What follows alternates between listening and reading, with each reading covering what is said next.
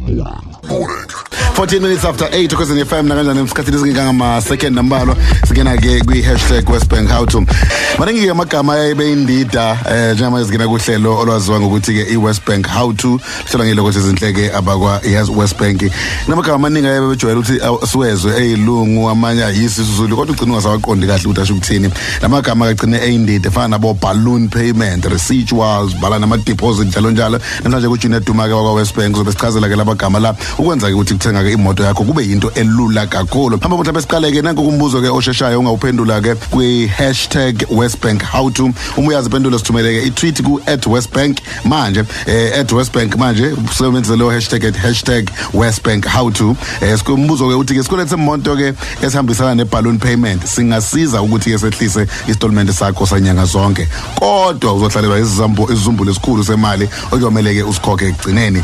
Pendulo uyebo noma uqhawe noma lokwenza kuvakashela ke ikhasi la Westbank Asset Finance la ku Facebook no Westbank @Westbank ku Twitter uma ke ucabanga ukuthi ke impendulo inguyebo noma unguqa. Khona ku Junior ke namhlanje khosini FM sinika impendulo kuyona ke kupheleni kodwa kwalelo hlelo uthi ngabe yiyo lena eyakho oyishilo na okwamanje ke sidingide ke ubuhle nobubi bama balloon payment ma residual unjalo ne deposit. Junior sibingelela sikwamukele ku Khosi Ekseni. Ngiyabonga kakhulu siyandingelela nako bonke abakhosi balaleli ukhozi.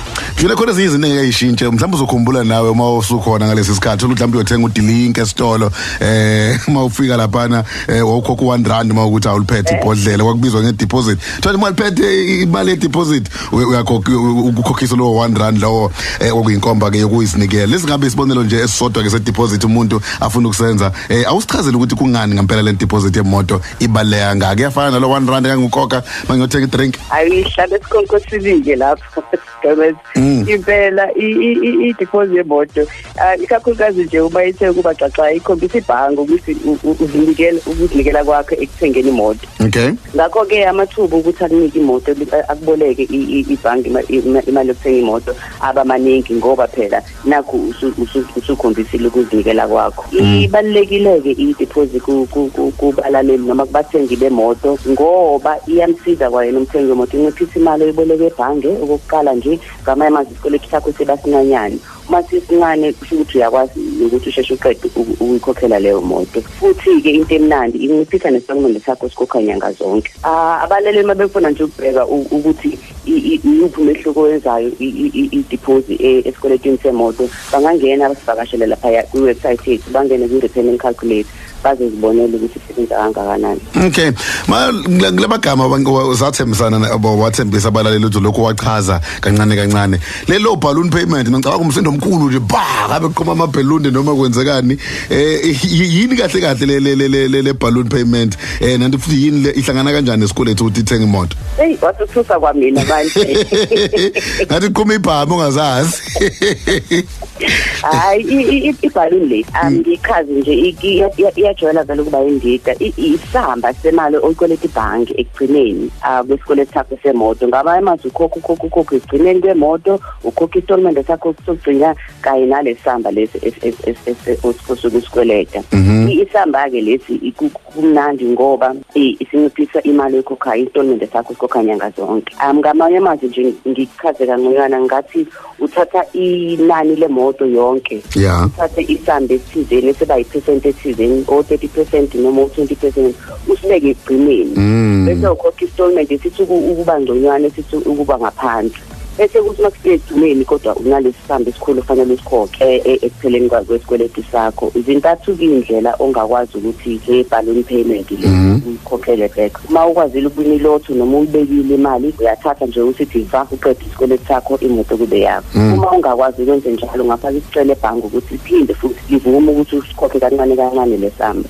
Sibiza lokho ukuthi uya-refinance. Refinance. Uma ukwathanda kungabe uyidayise leyo moto uthola imali ukhokhela ibhange lesamba bese ufaka i-deposit emoto entsha ukubeke nokhokhela imoto entsha. Abalaleli nje ngicela bakhumbule ukuthi imnandi ibhaluni ngoba ukhokha installment esingconywana kodwa igcineni sasele le mali yakho.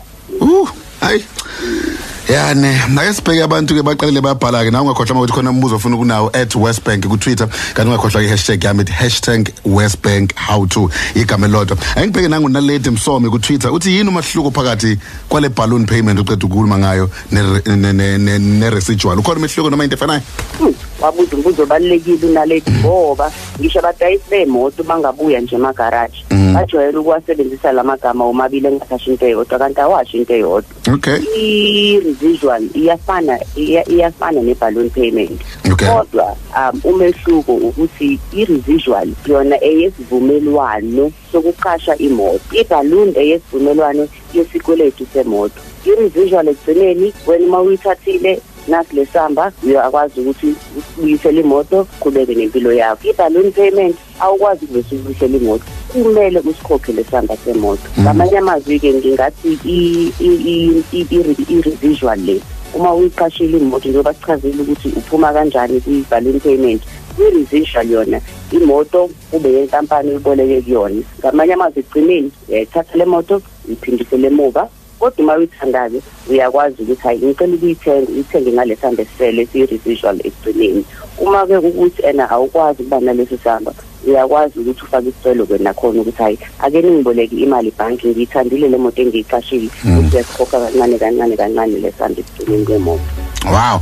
Asivaleke impendulo ibithini kulombuzo wethu. Yakhumbula lesikhathi sivule ngawo ukuthi isikweletu semoto esamsana ne-balloon payment singasiza ukuthi ke sehlise installment sakho sonyanga zonke kodwa uhlalelwa isamba ke esikhulu semali okuyomela usikhokhe egcineni ubeke u-true no false la. Shuthi impendulo ethi kunjalo. Kunjalo. Wow.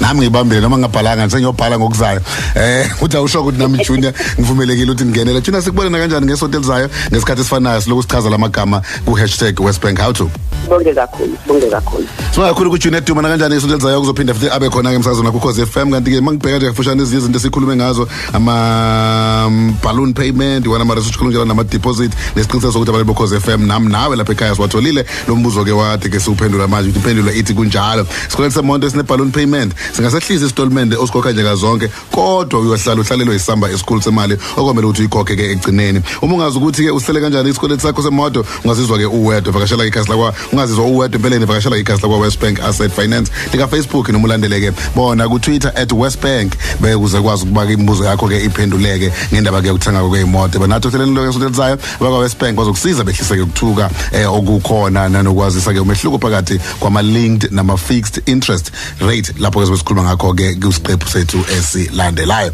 hlelo ngelo ukuthi izinhle nabakwa Westbank 22 minutes after 8 Julian Questa Lena ivuka Mzansi ku Khosi FM